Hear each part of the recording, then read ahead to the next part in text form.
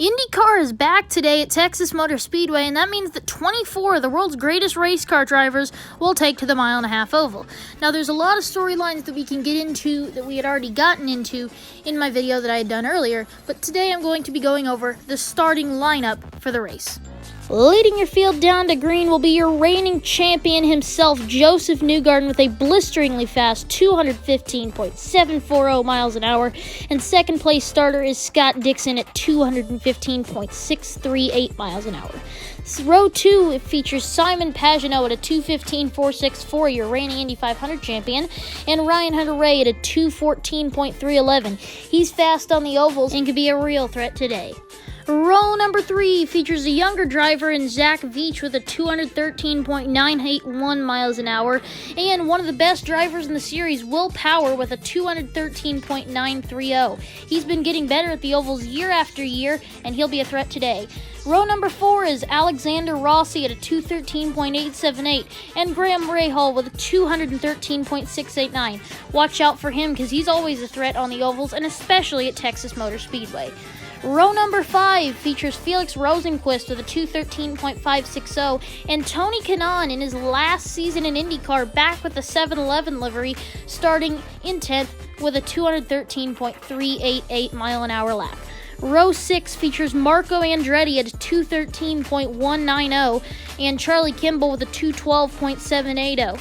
Row 7 features one of the best guys at the ovals, so good that he decided to specialize in them, Ed Carpenter with a 212.714, and Colton Herta running a 212.697. He could have been faster if it wouldn't have been for having an air hose sticking out the top of his car during qualifying.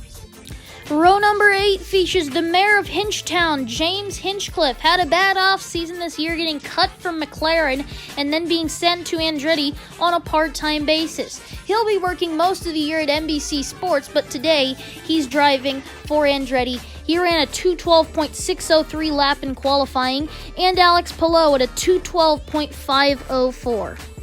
Continuing our way back in row 9 is one of the Genesys cars, Marcus Ericsson, that had trouble because he went earlier in the qualifying session instead of later due to point standings. He ran a 212.040, and on the outside is Pato O'Ward with a 212.013. Row 10, you have one of the favorites among the IndyCar community, Connor Daly, in a split-up full-time entry with Carlin Racing and Ed Carpenter. Today he's running with Carlin, and he ran a 212.425 two-lap average. And on the outside is Oliver Askew running a 210.839. McLaren having some problems in qualifying today. Will they be able to catch up to everyone during the race? In your second to last row, the last qualifier to actually make a time, Jack Harvey in his first attempt at an oval other than Indianapolis. He ran a 205.647.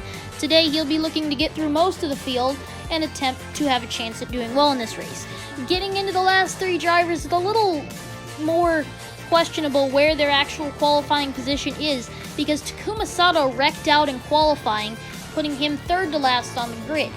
But Rinus VeeKay and Santino Ferrucci were not able to make runs at all, so it's questionable. Will the IndyCar officials prioritize making a run and wrecking, or not running at all?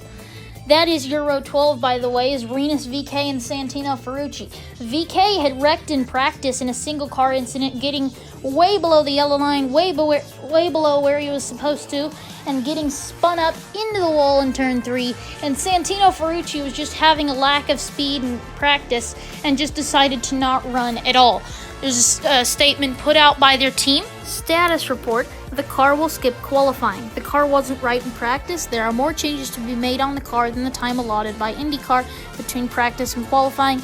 The priority for the team is on the race setup and ensuring we have a competitive setup. So that is your qualifying order and your starting grid for IndyCar's return to racing at Texas Motor Speedway for the Genesys 300.